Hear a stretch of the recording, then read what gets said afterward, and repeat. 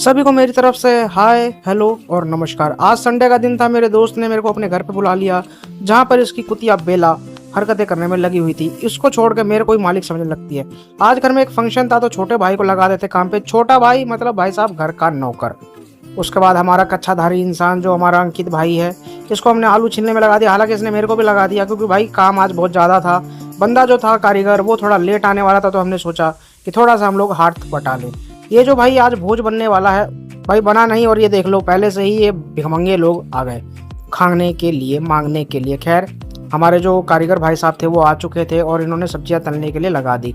मगर आज भाई साहब देसी चूल्हे का भी इस्तेमाल होने वाला था, छोटे भाई को लगा दिया गया।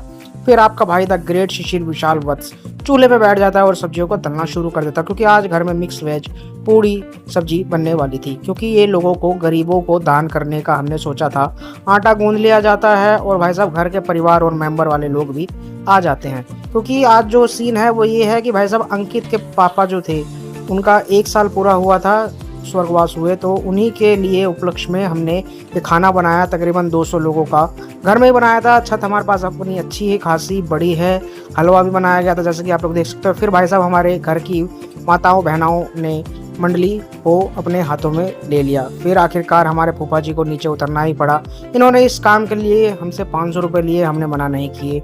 ये सब पैकिंग करने के बाद मैं, मेरा दोस्त विकास, छोटा भाई आरव और मैं, हम लोग निकल जाते हैं द्वारका में। द्वारका में जगह जगह घूमने पर हमें भिखारियों की संख्या काफ़ी देखने को मिली, खाने वालों की संख्या देखने को मिली।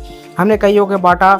कई तो भाई साहब ऐसे थे जिनको लग नहीं रहा था कि इनको बांटना चाहिए या इनको देना चाहिए या नहीं देना चाहिए। उनके पास भाई साहब हमने आईफोन देखा, देख के तो हमारी एक तरीके की तो वही आंखें निकल मरी। क्या बताऊं भाई, हम उनके सामने भिखारी लग रहे थे। फिर हम एक ग्राउंड के सामने रुके, वहाँ पे हमने इन बच्चों को पैकेट दिया। और कुछ ऐसी जगह पर भी गए जहाँ पे भाई साहब हमारे ऊपर जानवर भी छोड़े दिए गए लोगों के द्वारा। भाई जो है देने गया, मगर ये जो सांड है उल्टा हमारे ऊपर ही आने लगा। और ये अंकल भी भाई दबने दबने से बचे। इसने मेरे दोस्त को गाली दे दी। मैंने कहा भाई क्या हो गया, एक बार जाके दे देता। तो दोस्त ने आके मेरे को गाली सुनाना शुरू कर दिया। मगर भाई मेरा दोस्त ऐसा नहीं है, ये लड़कीबाजी कर सकता है, ये सब कर सकता है, मगर मुझे गाली नहीं दे सकता। इसने मेरे को अच्छी अच्छी बातें कही। खैर आखिरी एक डब्बा बचा था जिसको हमने ये फल वाले अंकल को दे दिया, और इस प्रकार से हमारा पूरा दिन खत्म हुआ। आशा करता हूँ। धन्यवाद।